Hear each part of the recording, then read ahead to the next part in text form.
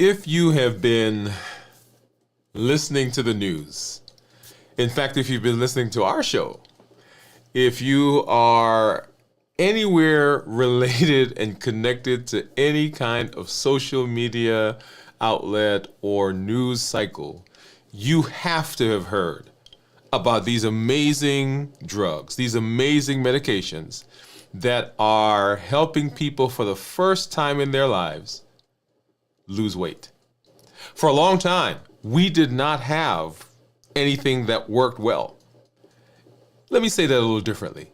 We didn't have anything that worked well that didn't cause other problems. That's what it is. And so back when I was in medical school, there were lots of things that were on the market, but they were pulled off the market because they caused other metabolic, heart-related issues. And so for lots of years, our advice to people who suffered with weight was to go home, exercise, and eat better. That was it. But finally, we've had a slew of medications that have come out, and they are taking the country and the world by storm. And people are losing significant amounts of weight, and they are feeling better. And one of the questions I get asked all the time is, hey, can I fast while I'm taking weight loss medication? And specifically, we're talking about medications such as the GLP-1 receptor agonist. I was going to say such as. That's what we're talking about. And you've heard the names out there. Those are things that we're talking about. Can I fast while I do those? Or I am fasting while I'm doing this. Hey, I have some questions. And that's what we're going to talk about here tonight. Hey, if you're new to me, I'm Dr. Dwain Woode. That's Wood with an E. The E stands for endocrinology. Here on the channel, I educate, I empower, and I encourage you to take charge of your health and your life, avoid complications, and go to the next level. We are breaking free from those obstacles. We're breaking free from those roadblocks, and we are presenting our best self, our best health, and our best plans for our life as we live a limitless life. Welcome to the show tonight. If you're new, go ahead and put new in the comments because we'd love to welcome you with a hand clap and let you know that we're excited that you're here. If you have questions, go ahead and put those in the chat because we'd love to get to those as we move through the space and answer those questions. We want to make sure we get that because I know a lot of people have questions about these. Also, we'll be taking a look at my monitors. I've got those off here to the side. I've got my Dexcom Clarity, which we'll see down below here, which is right below. You see that? And then, of course, my monitors that we'll take a look at off to the side here. Whatever platform you're joining us on, we are glad that you're here. If you are on LinkedIn, if you are on Twitch, if you are on Instagram, if you are on Facebook, and, of course, here on YouTube. If you know that there's somebody that needs to be here to listen to this conversation, go ahead and let them know that we're here and we are rearing to go. Let me hop over and say hello to some of our community members because I see some folks that are out there. So just want to get over there and say hello to you and welcome you. If you've not done so, make sure that you watch our episode that we did just this past week, Dwain Woode MD Live, where we talk about metabolism. Because metabolism, that's the place, that's the thing that causes us all of those problems, and we want to make sure that we are setting ourselves up for the best possibility of success. So I see Gian is out there. She says, hi all. We are Wood Gang again. So happy. Hey, Gian. The Wood Gang. Steve is saying hello. Gian says, Doctor, great to see you again, and so grateful to your reply from my question. Yes, so I did answer that question. I posted a video in the group, so if you've not seen that, go ahead and take a look at that for everyone who's out there. Gian is saying, hi, Steve. Glad that you are here, and for everyone that is with us. Let's see. I'm going to get back over here to... All right, there we are. So thank you for being here. So we're going to talk about a very important topic tonight. But before I do that, I am now 48 hours into this week's fast. 48 hours into this week's fast. And we're going to do a check-in so that you get to see and know and hear some of what's going on with me. Make sure, if you're out there, make sure that before we go, that I do show my ketones, because I didn't do that the last time. I came back on and did a special little pop-up so that we can do that, but I do want to make sure that we do that, because I know a lot of you are interested in what's going on with blood sugars. So let's go ahead and let's do the check-in.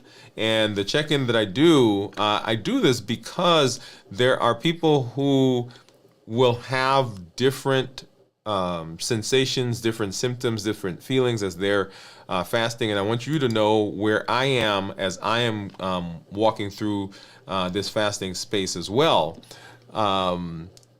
Places where people will have difficulty, and there are 3 that I will talk about. That's how I'm feeling physically, mentally, and emotionally.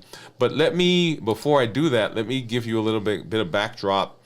We are using fasting. We won't go through much detail there. We're using fasting as a tool to help our metabolism, right? So go back, watch our show on Monday. Our goal is reversing diabetes. You heard me say that we are breaking through barriers. We are presenting our best self, our best health, and our best plans, and we're not allowing anything from outside of us or anything from inside of us to prevent us from doing that. So that's what we're doing, and one of the tools that we're using in that space is the tool of fasting. So let's go ahead and let's take a look at, or let me do our check-in.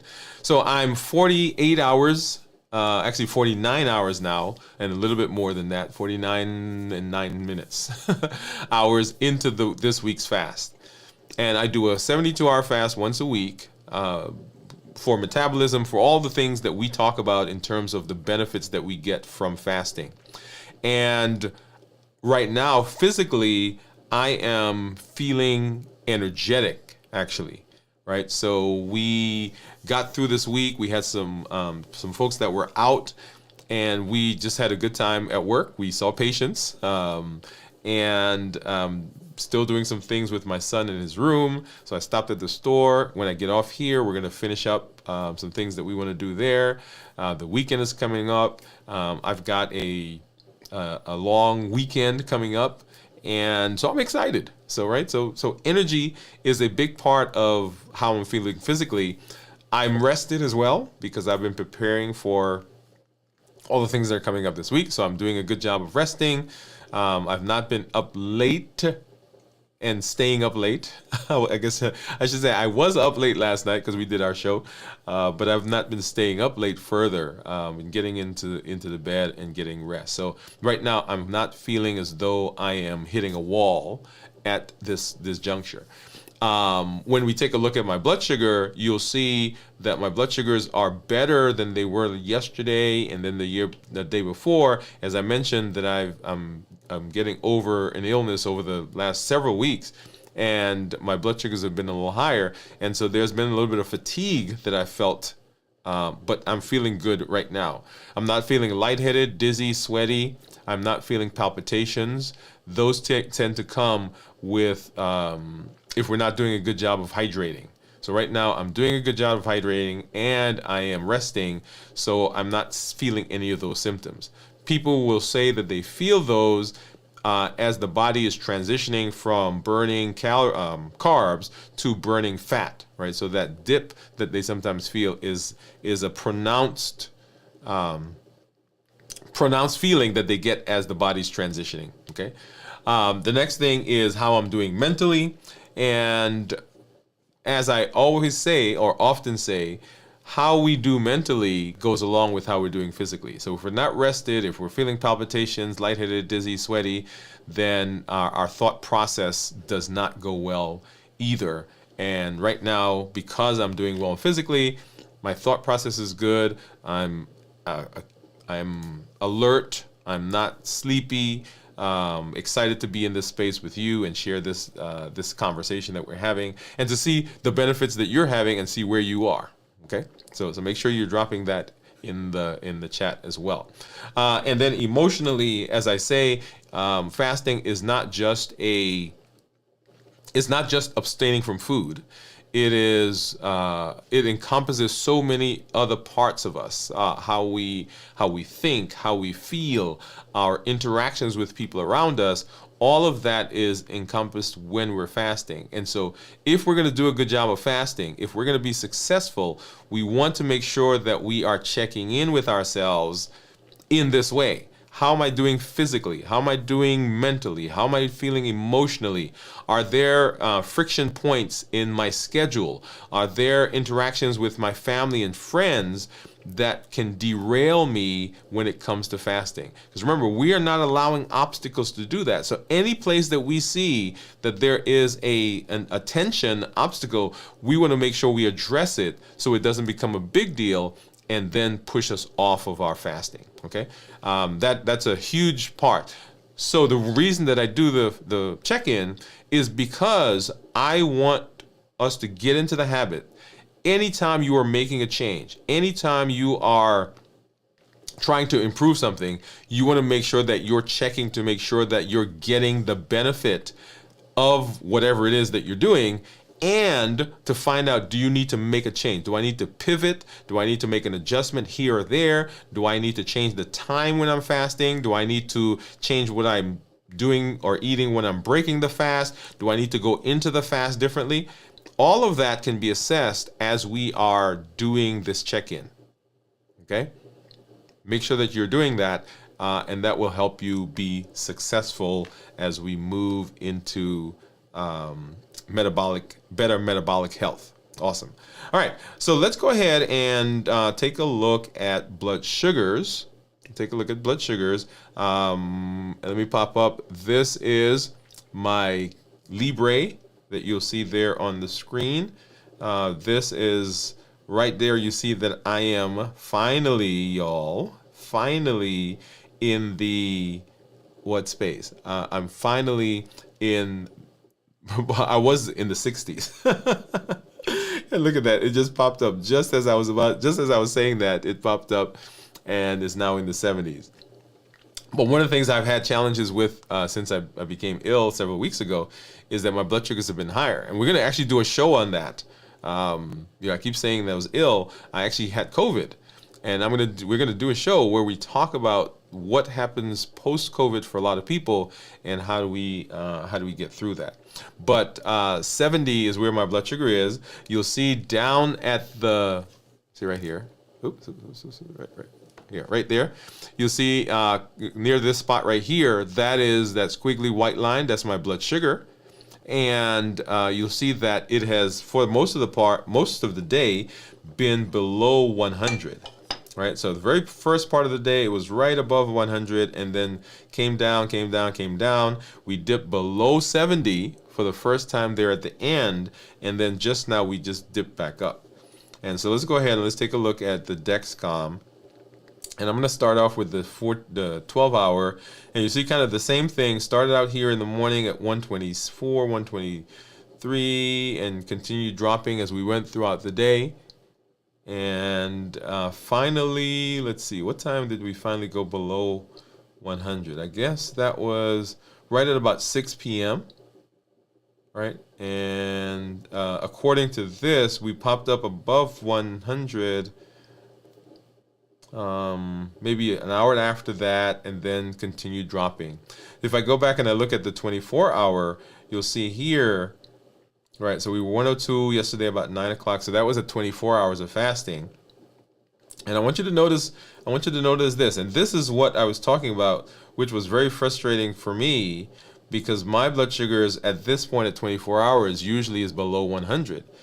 But since I became ill, my blood sugars have been about 30, maybe 35, almost 40 points above what they have been prior to being sick. And so you see there, this right here, right, was probably the most frustrating part for me, because I was 88 at 4 o'clock, and I woke up and got ready, and didn't eat anything, didn't do anything else other than got ready and got into the day. And notice that I went from an 88 down here and all the way up to, I think the highest there was let's see, what was this one? 130, right there, 133. Okay, and then so spent the rest of the day kind of coming back down. But this part right here for me was frustrating because had that spike not happened, then I would have been spending most of today in the low 100s or actually below 100. Okay, all right. So that's what happens there. Let's go ahead and let's take a look at the. We're gonna take a look at my meters. This is my Keto Mojo and then my my contour. Let me get that mouse out of there. And so let's go ahead and grab a strip. And the contour will only give me, not shouldn't say only, it gives me a glucose.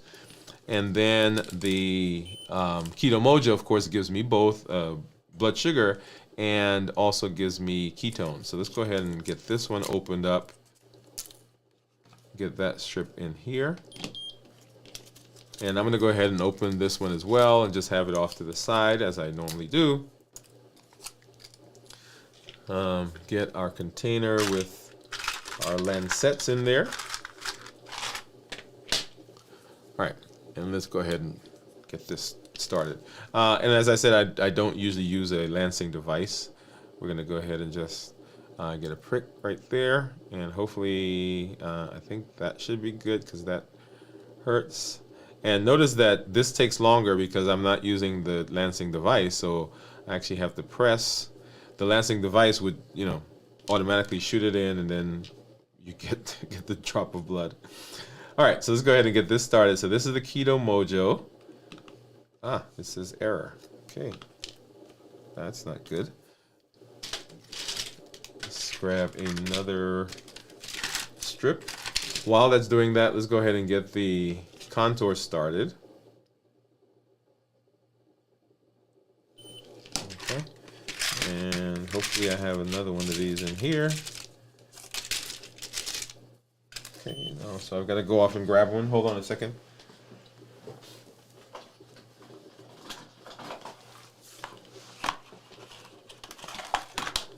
All right, so I think I may have to do another finger stick. I guess I could have done the ketones first while we waited. But let's go ahead and get that in.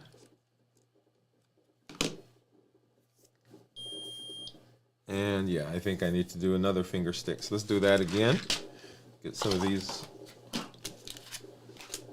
All right. I'm going to need to do another finger stick. And ow, ow, ow, ow. Okay. Let's see. There we go. So I got a drop of blood there. Go ahead and get this started. And that one looks like it worked. Okay. So 88 for the contour, and then 75 for the Keto Mojo. And then, of course, you see that my glucose, according to the freestyle, is 68. I'm going to take this strip out, get that one in there, and apply our drop of blood. Okay, and then let that run. Okay. Did it start? Nope, it did not start. Oh, I'm not sure what's going on with these. Okay, there we go. All right, so while that's running, let's hop over and say hello to some other folks, and then we'll get into our discussion. So let's see. So we said hi, Steve, and Jennifer says, howdy all.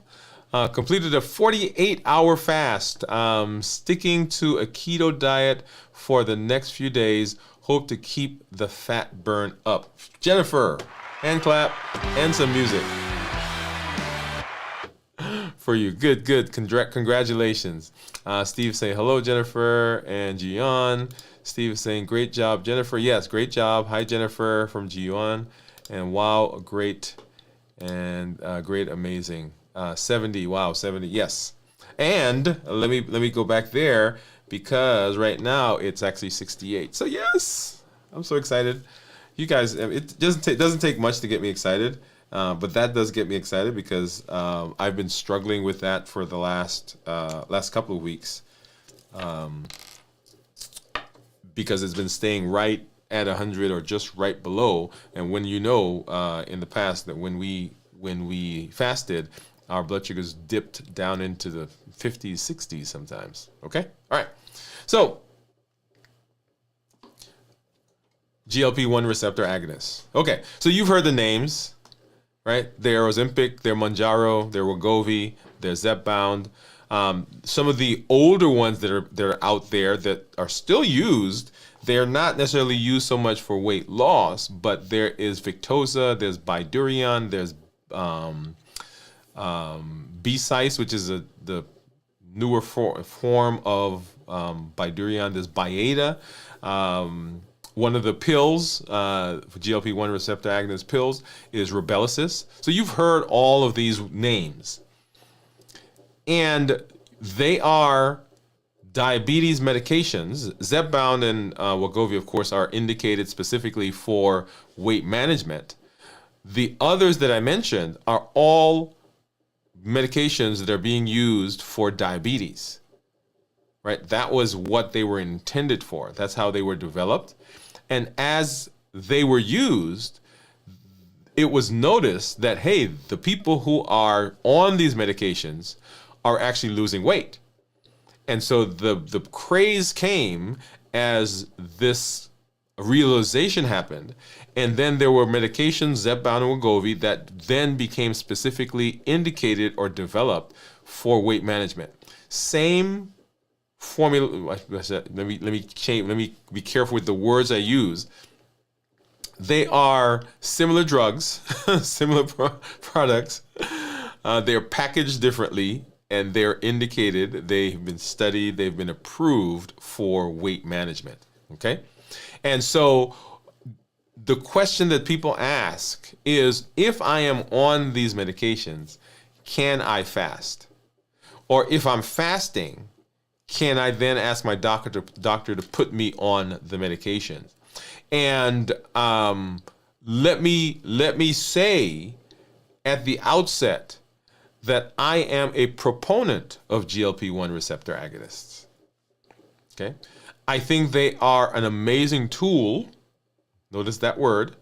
I think they fit a space that has been lacking for a long time. They fit in a little niche, and I guess it's not really a small niche. It's a huge niche, right? Because we have millions of people around the world that struggle with diabetes, prediabetes, metabolic syndrome, and obesity. Okay, so in this particular space, as we're talking about fasting and using weight loss medications, specifically the GLP-1s, there are two things that we want to discuss. We want to discuss diabetes treatment, and we want to discuss the effects on weight. Okay, so those are the two places that I think this comes up a lot. And the reason it comes up a lot is there are people who are diabetic, who have A1Cs that are in the target range. And usually we tell people I shoot for a 6.5 in my office for my general diabetics. If we're talking about let me back up. If we're talking to someone who is walking along with me in New Year, New You or limitless living, then we're talking about pushing that A1C down lower. So there are people that come to see me, people in my office, people in my practice, people that see me out of the office, people in the community that say to me, my blood sugars are great. My A1C is a 6.1. My A1C is a 5. My A1C is a whatever it is. I am off of medication, or I'm on very little medication. I'm not on insulin. Because remember, our goal, as we talk about medications, we gave a list of the order of medications that we want to get rid of. And the very first thing that we wanted to deal with was we wanted to get off of anything that was insulin related or produced insulin in the body. Okay? So that was the goal. So there are people who are off these medications, but they struggle with weight. And so they say, can I get on a GLP-1? Right? That's their first question. And I have been doing intermittent fasting. I've been doing extended fasting. I've been doing 1 meal a day fasting. I've been whatever the form, whatever the type of that they're doing. They're asking the question: first of all, can I go on a GLP-1 even though my A1C is good? And can I fast while I'm taking this medication? Okay, so that's kind of the backdrop, and there are several questions that we can go back and do a lot more. If you guys have specific things in there that you want to know, let me know. Drop it in the comments, or and we can deal with it. Okay, so we're going to talk about how GLP receptor agonists work. We're going to talk about the unique benefit and challenges that they bring to fasting. We're going to talk about how to safely and effectively use them, and how do we incorporate them in our health journey. Okay, so those are some of the things that we're going to use. So grab some water, get comfortable, right? And let's talk. Let's talk about how to make fasting because we're in this space, we're learning how to fast well, right? How do we fast successfully? That's what I want to do. That's what we want to talk about. Okay? All right. So GLP-1s have shown themselves. They have become this powerful tool that we are using for blood sugar management. Let me start there, because that's where the GLP-1s made their mark. When they came on the scene, they first made an impact in how we managed diabetes. For a lot of people that were on multiple insulin shots a day, people who were on a long-acting insulin and then multiple shots throughout the day, when the GLP-1s came along, we were able to decrease the number of shots they took during the day. We were able to get them on maybe one long-acting insulin that lasted 24 hours, and then another injection, which was the GLP-1, that then took care of their mealtime spikes in blood sugar. Because when we talk about diabetes, there are two places that people will see that they have difficulty. One is what happens to my blood sugar when I'm fasting, when I'm not eating, when I wake up in the morning.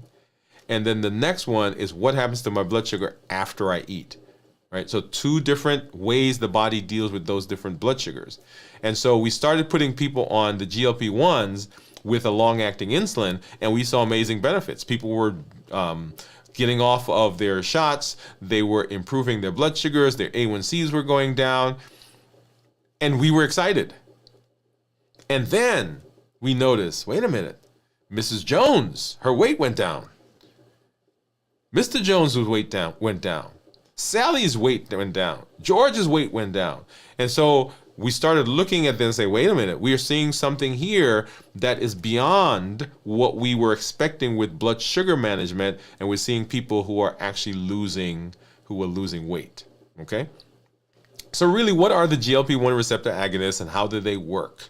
So GLP-1 receptor agonists, and I gave the name of several of those there a minute ago. So there's Ozempic, there's Mounjaro, there's Wegovy, there's Zepbound, there is Rybelsus, Victoza, Byetta, B-Cice. All of those are in the class of GLP-1 receptor agonists. Now, you don't hear much about some of them, right? In fact, the two that you hear a lot of, Ozempic, right? It's big conversations about Ozempic, and then Mounjaro, and then of course there's Wegovy, Saxenda, Trulicity, and on and on and on and on. So key mechanisms of how they work. There are four things that they do. Number one, they slow the food as it moves through the GI tract. Okay, if you're out there, I want you to drop in the comments what three things that we've talked about that also slow your GI tract. Right? We say that these GLP-1s, they slow the GI tract. What are the three things have we talked about that do the same thing? Okay? They're not medications, by the way. Okay? So the first thing they do is they slow the GI tract. Number two, they help your body, or they decrease the amount of sugar that your body produces through the liver. So it decreases liver or hepatic glucose hepatic glucose production. The next thing they do is, if your body is able to make insulin, they do make your body produce some insulin, okay? Because remember, we talked about that when we talked about the list of medications we're going to get off of. And then the final thing that they do is they help to improve your insulin sensitivity. All right, slows the GI tract, decreases sugar from the liver. It produces insulin in the pancreas if your body can produce insulin, and it makes your body sensitive to insulin. So with those, that's how they work. That's how they work with diabetes. That's how they work with diabetes. You got that so far? So blood sugars get better because if I'm slowing the GI tract, I feel fuller longer. If I feel fuller longer, then I don't eat as much. If I'm not producing as much sugar from the liver, then the blood sugar in my body goes down. The blood sugar in the sugar in my blood goes down. If it's producing insulin in my body from my pancreas, then that insulin also helps to bring the blood sugar down. And one of the byproducts of that is that I don't have to take exogenous or insulin from outside. And then if they are helping the insulin that I have on board work better, then I also have better blood sugars. So those are the key mechanisms that the GLPs use for treatment or for their result or their benefit. Okay? Now, all of those are not the ones we're talking about when we talk about. That's what we're talking about when we talk about blood sugar.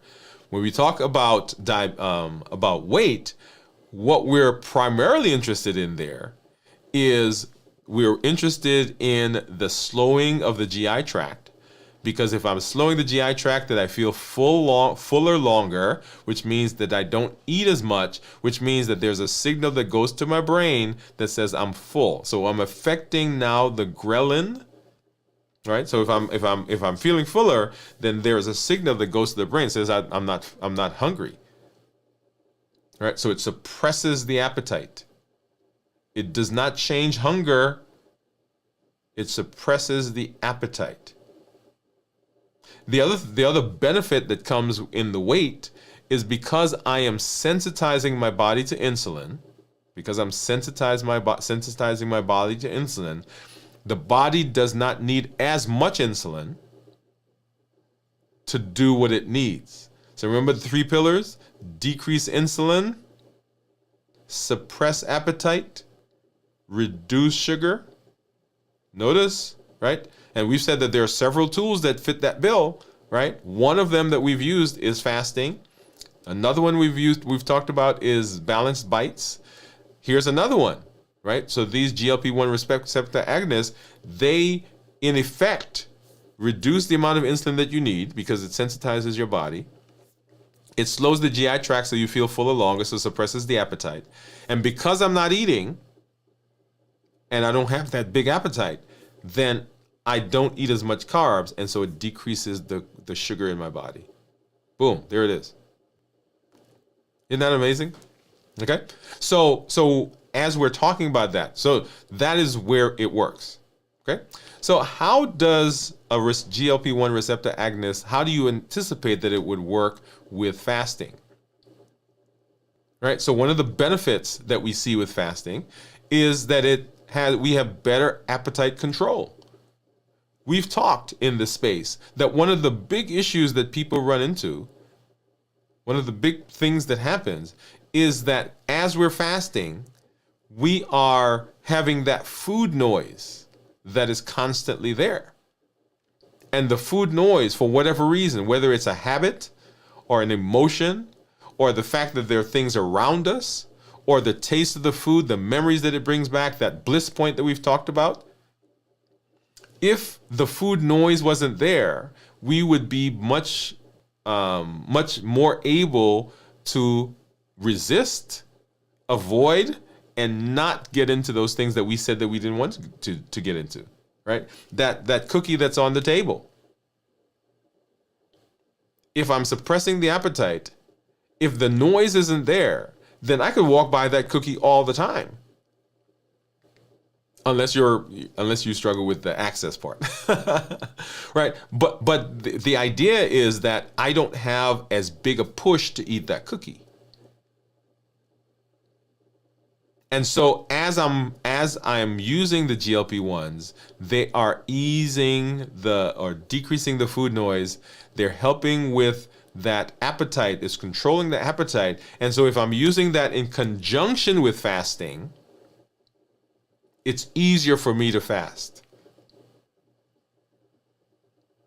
They enhance fat burning and metabolism, and they improve metabolic flexibility, because once again, I am sensitizing my body to insulin. I'm decreasing sugar from the liver. I'm producing insulin if I can without having to take extra insulin. Because remember, insulin is an issue. So if I'm bumping up the insulin that I need to take because blood sugars are high and I'm having to inject, then I am, in essence, sending my metabolism in the wrong direction. That's the opposite of what we talked about in our show on Monday, where we talked about the fact that if we are going to have if we're going to reverse diabetes, if we are going to set ourselves up in a better metabolic space, then we need to heal, we need to improve, we need to do things that will help our metabolism get better. And one of the main things that we can do in metabolism is to decrease the amount of insulin that we have in our body. Because remember, it is an insulin problem, not a sugar problem. The sugar is the consequence, but it's not the main problem. Okay? So benefits. We're back to benefits. So they also stabilize blood sugars during fasting.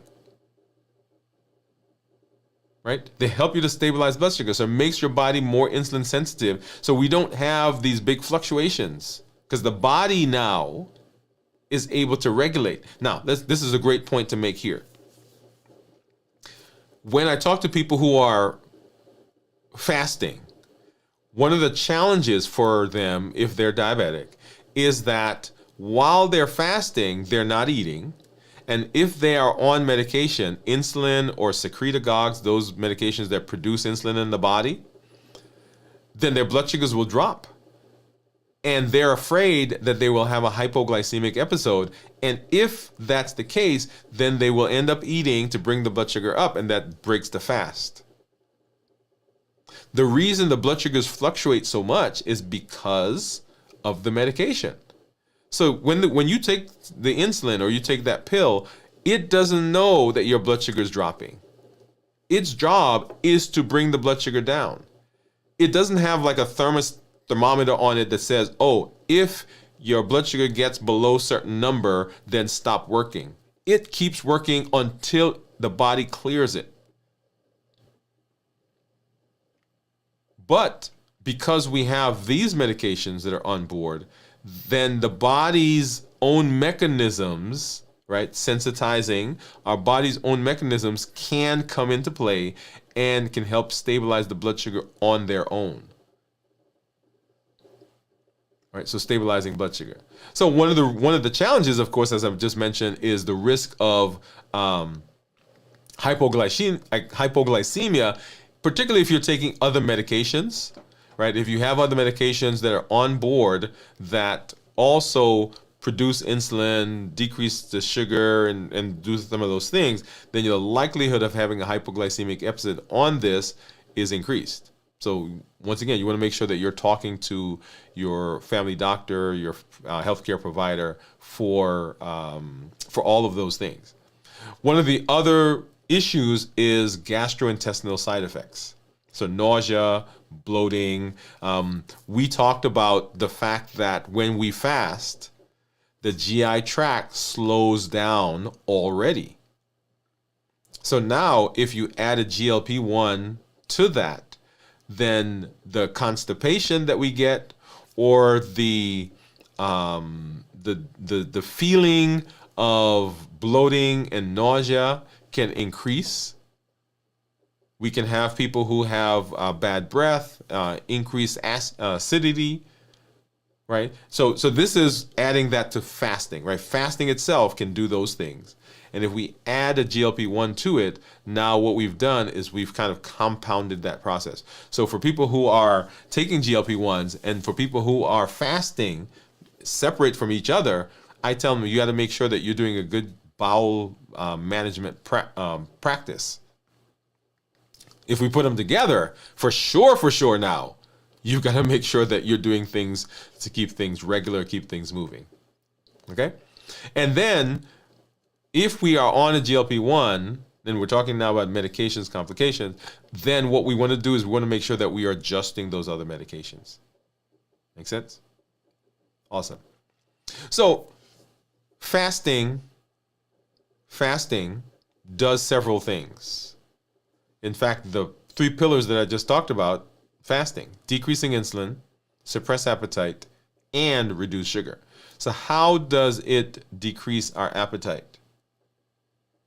Well, if we're fasting, our body becomes more insulin sensitive.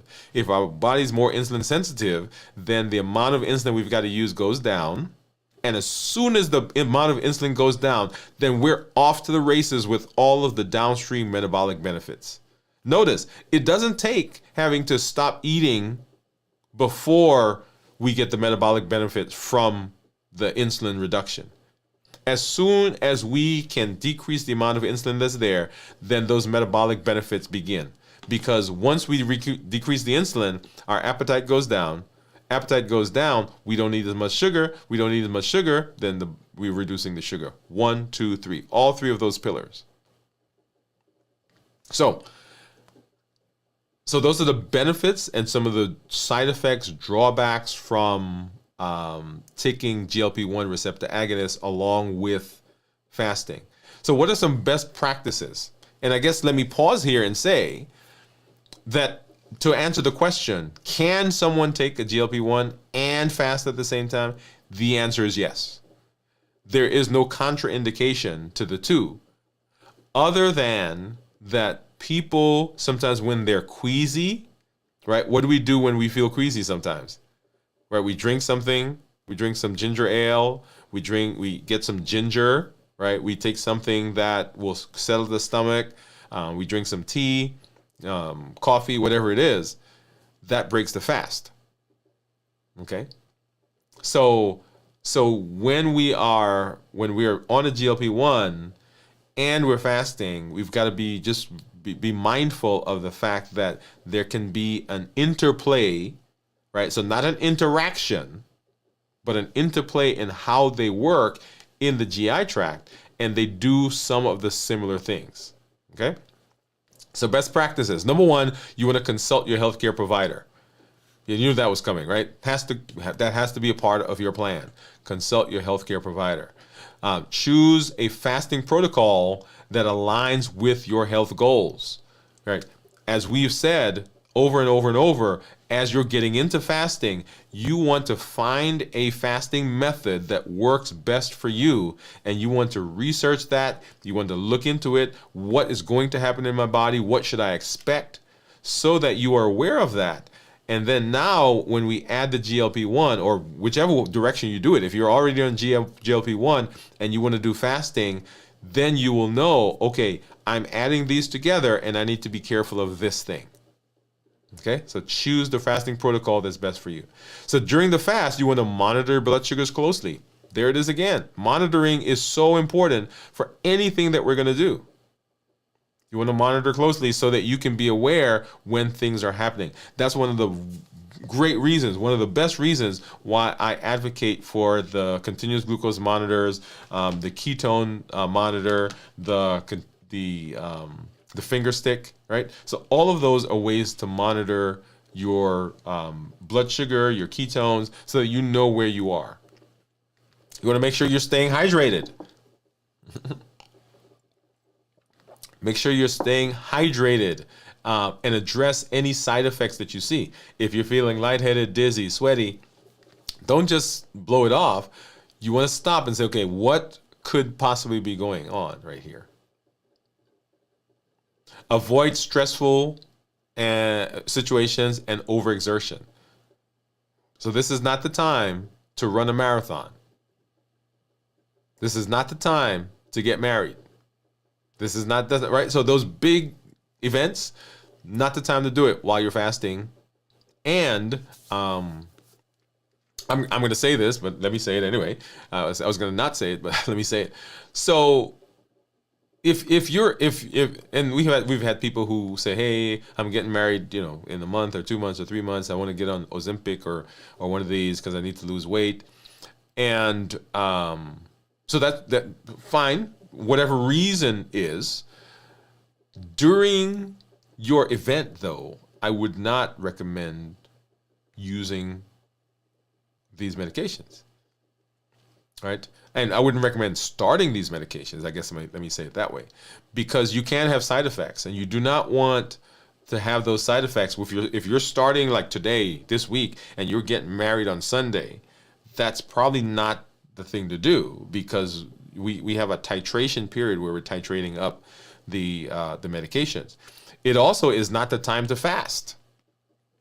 Right? We've talked about scheduling and timing, and right. So I want you to kind of be aware that you have to be socially and emotionally intelligent about how to use the tools in your space. Right? Not just because we said we're fasting or we're taking a GLP-1 that, okay, well, I know I'm getting married tomorrow, but I'm going to start it today. No, let's be mindful of, because you want to have a great experience with the fasting and with the GLP-1, and you want to have a great experience at your function, your birthday, your anniversary, the party, the get together with the family, whatever it is, right? Let's make sure that we're setting ourselves up for success. Okay. And then when we're breaking the fast, you want to use small, low glycemic meals, including healthy fats, proteins to stabilize the blood sugar and so forth. And you don't want to, at that time when you're breaking the fast, overload the GI tract, because the GI tract is now dealing with several things. It's dealing with the fact that it has not been motile, it's not been moving that much while you've been fasting. And it's dealing with the fact that you have the GLP-1 on board. So if now I dump a bunch of things in there that upset the stomach, then the likelihood of having challenges with those is higher. And then the fasting or the GLP-1 gets blamed for it. When it's not that, it's just that we put too much in when we broke the fast. Does that make sense? I hope so. Okay. So who should be cautious? Who should be cautious with this? Well, people who have a history of hypoglycemia, obviously, right? Fasting and GLP-1. Make sure that you're talking to your healthcare provider. People who are using other diabetes medications, particularly those that are insulin-based or secretagogue-based. Insulin is what you're taking insulin, and secretagogues are those medications that cause your body to produce insulin. Okay, we're not going to put the GLP-1s in there. We know they do, but we're going to take those out of that bucket for a minute. Okay. People who have severe gastrointestinal symptoms with GLP-1s, don't recommend them. Right. In fact, there are people in our office who had amazing results from the GLP-1, but they just had the worst GI side effects. And so we couldn't continue it with them because the side effects, I mean, it was bad. They were having diarrhea, they were having nausea, some people were throwing up, some people had significant abdominal pain. So we couldn't do that, right? So we say, hey, we know it was being beneficial, we need to do something else, okay? And then you want to personalize your treatment plan and your fasting protocol with the recommendation of your physician. Tailoring your fasting to your health goals, your weight loss goals, your diabetes management goals, your blood pressure goals, your cholesterol goals, very, very important. Make sure that you're doing. And then track your progress and adjust as needed. Right? Leveraging this community for motivation and accountability is amazing. Right? This is the space that I recommend that you are in. This space or a space like this where there are people who are fasting, who are on GLP. I know there's one of our community members that is very active in one of the other GLP communities. That's what you want to be doing. Okay, you want to be in community with people who are doing like things. Awesome. All right, so let's see. So let's go to our question. So my question to you was, what 3 things did we talk about that do the same thing as the GLPs in terms of slowing the GI tract? Slowing the GI tract. Okay. So let me go back up and let's see if we had anybody. Well, let's see what we got. We got some comments. So I'm looking for that answer. So we talked about Jennifer fasting for 48 hours, I think is what it was, Jennifer. Yes, it's 48. Yes. Let's see. So Jennifer says, I'm type 2 on Manjaro, 7.5. My doctor encourages me to fast. Each tool is in the toolbox, works together. Jennifer, yes. Let me. I'm gonna put that up, and I'm gonna give you a hand clap for saying that. And one of the most important words that you use there is the word tool. Okay? All the things that we talk about, right? And you hear me say we educate, we empower, and we encourage. The empowerment comes with the tools that we are learning. So we're not learning one tool, right? So we are not a fasting community. We use fasting as a tool in our journey. So fasting is not the end all and be all. It is not the goal. It's not the destination. It is a tool that we're using for what we want. And so as Jennifer says, fasting is a tool. The GLP-1 is a tool. And so all of those tools are tools that we use. They're tools in our toolbox. Jennifer, you must have heard somebody say that. Okay. All right. So each tool in the toolbox works together. I love it. Right. Autumn says, hi, Wood Gang. Better late than never. Hey, Autumn, how are you? Here. All right. And then Jennifer say, hey, Autumn. Hey, AJ. Do you have any side effects, Jennifer? So good question. Good question. If you are on GLP, drop that in. So Jennifer says she's on one. Autumn says hi, Gian. Jennifer says when I move up to the 10, then 12.5. Yes, I moved back down and stayed at 5 for a long time. Just moved to the 7.5. So that's one of the things that we do in the office for people who are, because there's a titration for all. Most of them. I was going to say all. So there's a titration for most of them. You start at a lower dose and you work your way up. Some people, when they get to the higher doses for whichever product, they begin having more side effects, and so we then back down to a place where they're able to tolerate it. Okay. Gian says, "Hi, Autumn." Jennifer says, Autumn says, Jennifer, is your A1C under control? Dr. Woode, I would like your opinion on extended fast of 7 to 10 days, the good, the bad, and the ugly. Okay, that's a good question. I'm going to star that. I'll come back to that in just a minute, Autumn. Steve's saying hello. Autumn is saying hello to Steve. Complex carbs slow the GI tract, doctor. Yes, so complex carbs, that is a good one. Not one that we talked about, right? So there are 3 that we talked about. And let me just say that. Autumn says, I believe fasting slows down the GI tract for some people, unless you are me, of course, and have the opposite effect. And then Juan says, food noise is a culprit for me. Yeah, food noise is big for a lot of people. So Juan, it is one of the benefits of fasting, and one of the benefits of the GLP-1 receptor agonists, right? So they help with the food noise. But the 3 that what I was thinking about that slow the GI tract, one, we said fats. Right, so we said healthy fats because it produces cholecystokinin. Proteins because we have the protein YY. And then ketones themselves will help to slow the GI tract and cause you to feel fuller longer. Okay, so those are the 3 that I was thinking about. So let's go back and let's hop up and let's talk here. So coming back to Autumn's question, she said, Dr. Woode, I would like your opinion on extended fast of 7 to 10 days, the good, the bad, and the ugly, please. All right, so fasting for extended periods of time. 1, all fasting, regardless of what fasting you do, will do a few things. And the top 3 things that we talk about, insulin sensitization, right, weight loss, and improvement in the mindset. And one of the shows, and as I said, that mindset, let me comment for a minute. So when I decided to do this show tonight, I actually changed it from another show that I was going to do, another episode. It's in the list, and we'll come back and we'll do it. And it has to do with the non-metabolic effects of fasting. Okay.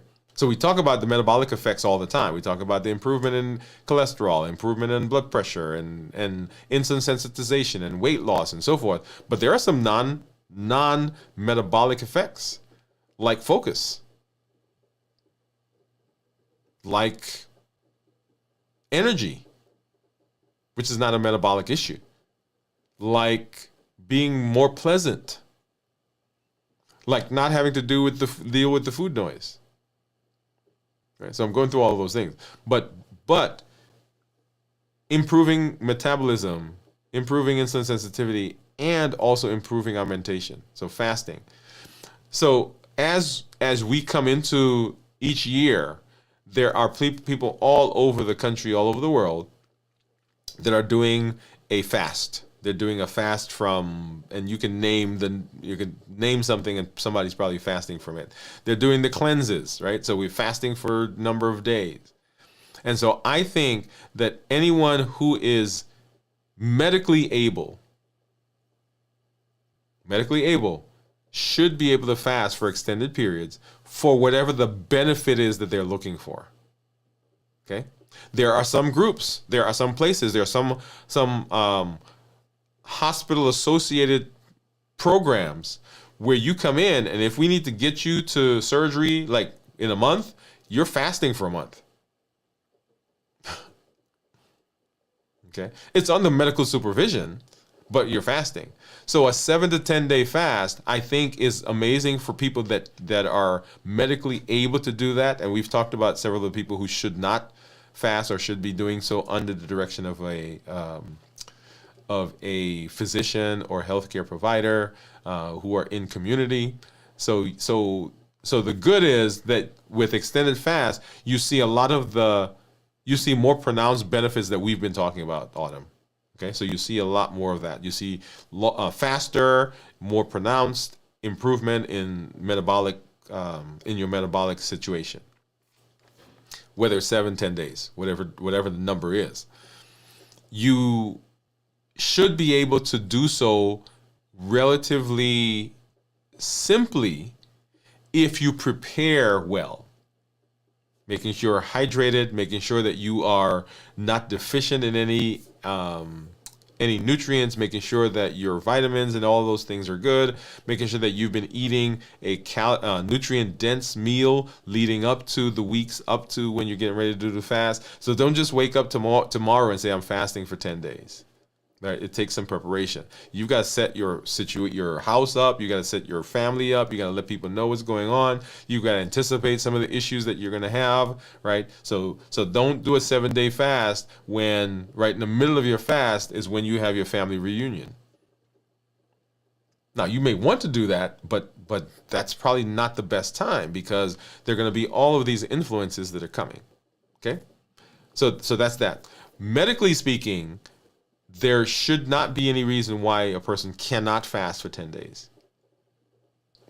Unless they have some other medical issues. I'm not talking about the people who we've excluded and said, hey, you have some issues that you have to make sure you're talking to your doctor about. Generally speaking, most people should be able to do that without any difficulty. Okay? I think I answered that. She says, the good, the bad, and the ugly. So good, the great stuff. Bad, it's not bad, but you can have deficiencies and dehydration and those types of things. And the ugly, don't have any of those. Okay? Awesome. All right. And then food noise. I want to come back to that as well. So Jion said food noise. So make sure that you understand that a lot of what we struggle with that is not hunger, physical hunger, has to do with the food noise and the things that the food does for us. Okay, so make sure that you're paying attention to that.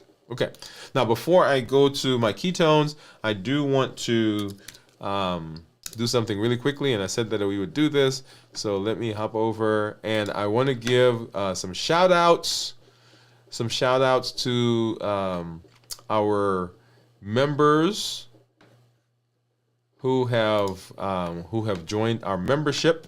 So thank you for all that you guys do. So in our memberships, we've got, and we give some hand claps and so forth. We've got Cornelia, and Cornelia, I don't think Cornelia was on tonight, but Cornelia, we'll give a hand clap and some music to you. We've got Teresa.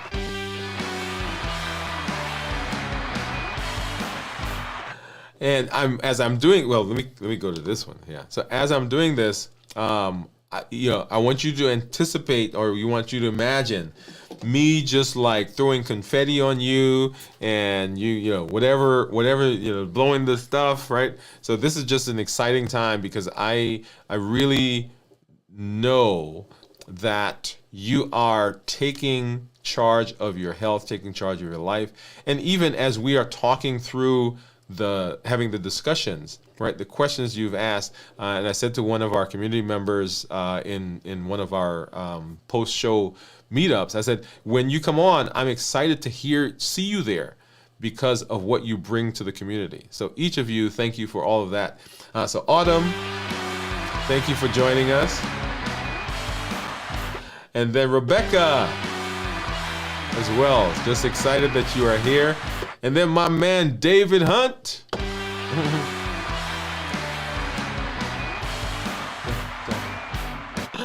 And then Jennifer, thank you for coming through.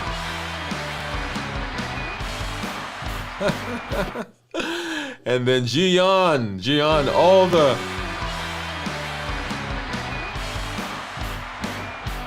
all the benefits that you guys bring. Pamela.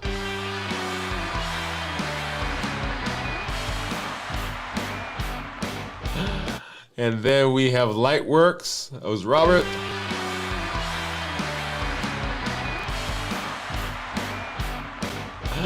So I am so excited that you guys have joined our membership, and just wanted to give you just some verbal affirmation, and thank you for being part of the group, and thank you for what you bring to the group.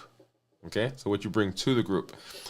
For the membership, we're going to do a membership orientation coming up at the beginning of next month.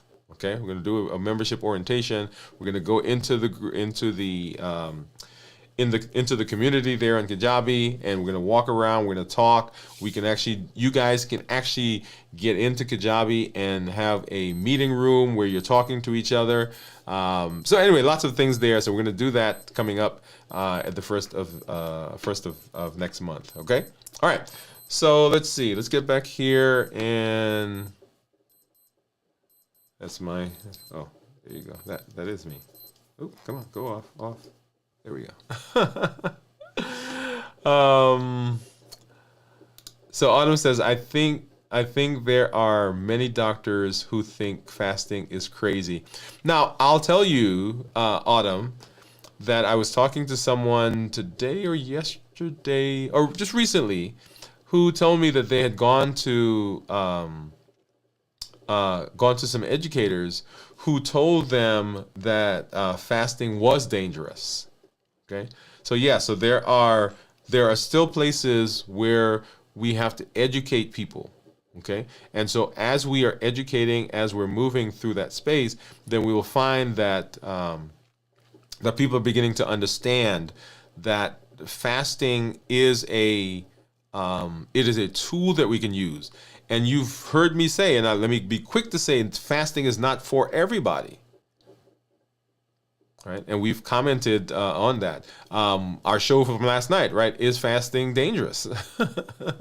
Right, is a great point. A perfect segue, a perfect correlation to what you're saying. So thanks for answering my question, Doctor. So that's from Autumn. Jennifer says she had her blood draw today, waiting for the results. Yes, Jennifer, I'd be very interested. We want to know. I love hand clap sounds, so Gian says. And I think someone else was saying that they were having their blood work done recently. I think I remember who it was, so I'm not going to say. So if you had blood work done recently, say yes, it was me. Jennifer says, give a clap to yourself, Doc. Okay, there you go. I did join the group. Thank you, Jennifer.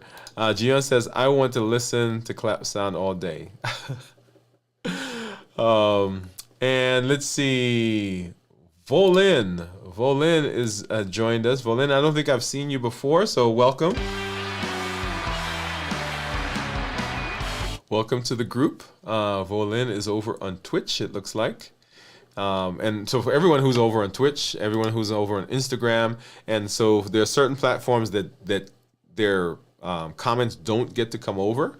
But we see you there when you're on Instagram. Thank you for coming through and joining us. Gian says all claps go to the doctor. Autumn says, and I think most doctors only believe in the calorie in, calorie out approach to weight loss. The calorie in, calorie out, and I was recently I was listening to someone on one of the channels talking about calorie in, calorie out. Oh wow. Okay, I don't remember where it was. But once again, right? So we are beginning to see shifts as people are now thinking in a more global and holistic metabolic picture, and saying, yes, calories are important, but there are some other things that really are the driving factors behind what's going on in our metabolic space. Because as you know, for a long time, we have been talking calories in, calories out. We've pushed calories in, calories out. And it is not solving the issues. It's not solving the problems that we're having. Okay? All right. And then, Steve says me. Okay, yeah. That's what I was thinking of, but I didn't want to say if I was wrong, right? And Autumn says Russian. Let's see. Autumn, give me a little context to that. I think, did I miss a comment up above? Okay, yeah, just put some more information there for me. Steve says 6.1 A1C, my lowest ever triglycerides level. Oh wow, Steve, boom, here my man. Good for you. That is great. Autumn says that's a good A1C, Steve. Good job. Yes, I was pleased considering the health issue I've had recently. And so, Steve, actually, I was thinking about you as I've been watching my blood sugar over the last couple of weeks. Because I remember you were saying that you were having some challenges there as well. And then Jennifer said, woo, awesome, Steve. Congratulations. Gian says, great, Steve. Yes. All right, so let's hop over and let's take a look at what my Keto Mojo is saying my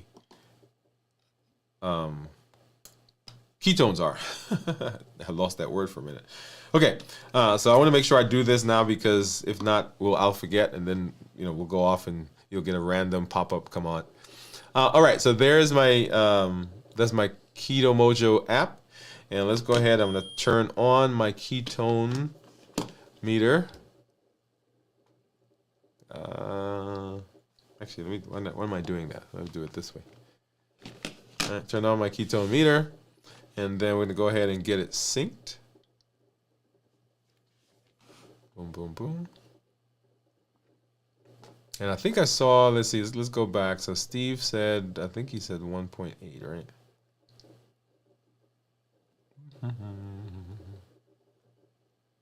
I think I saw a guess in there from you, Steve. All right, so are you ready? Are you ready? Let's go here and drum roll, please. And ketones are 1.8. Steve, is that the number you said? Wait a minute, I gotta go back up there. Wait a minute, let's see. Steve. So Steve. Okay, Steve, I thought you had given a guess, but I don't see it. Maybe I'm not going back far enough.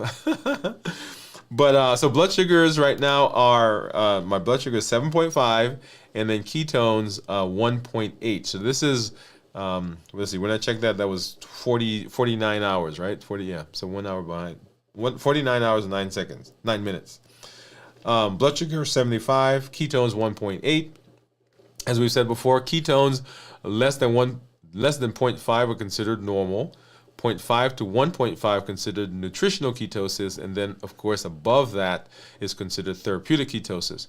So when we're talking about metabolism and being in ketosis, we want 0.5 or higher. As you saw right there, I'm actually above 1.5, so I'm in therapeutic ketosis right now.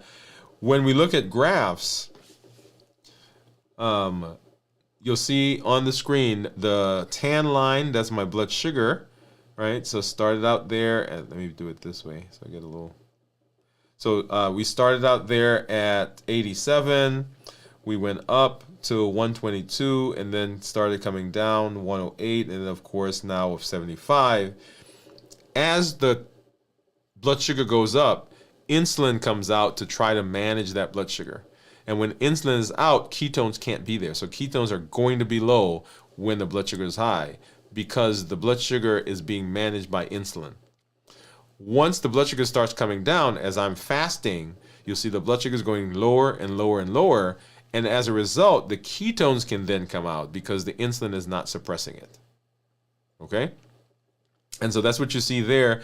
The turquoise line is the ketones. So when I ended my fast and started eating last week, the ketones fell because I was eating. And then as I've been fasting over the last 48 hours, 49 hours, then the blood sugar is going down, insulin is going down, and so ketones start coming up at that point.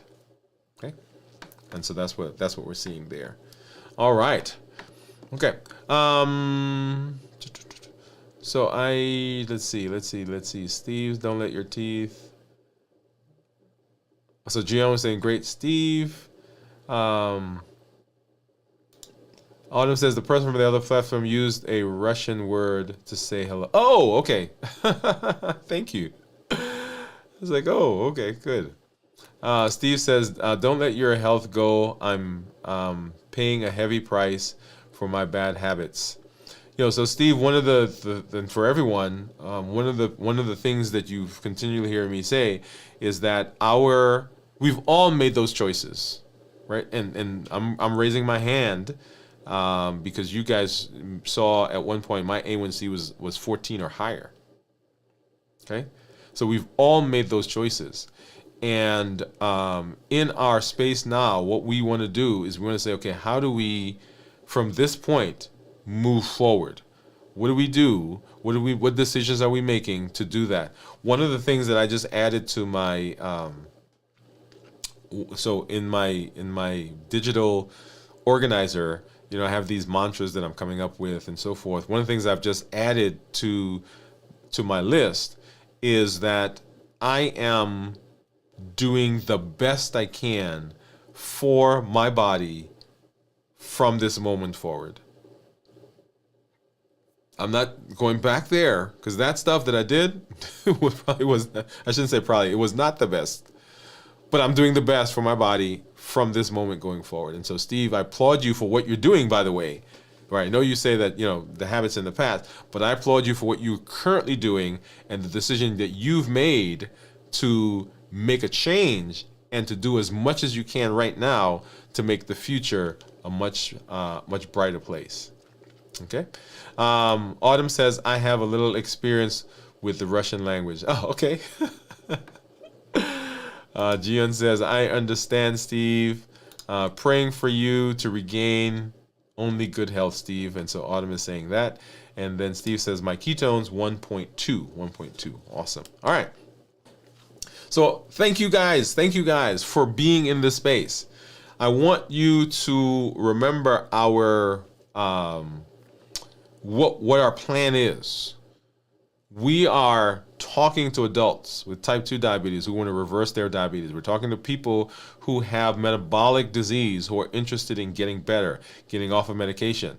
And as my mug says, we're breaking free from boundaries.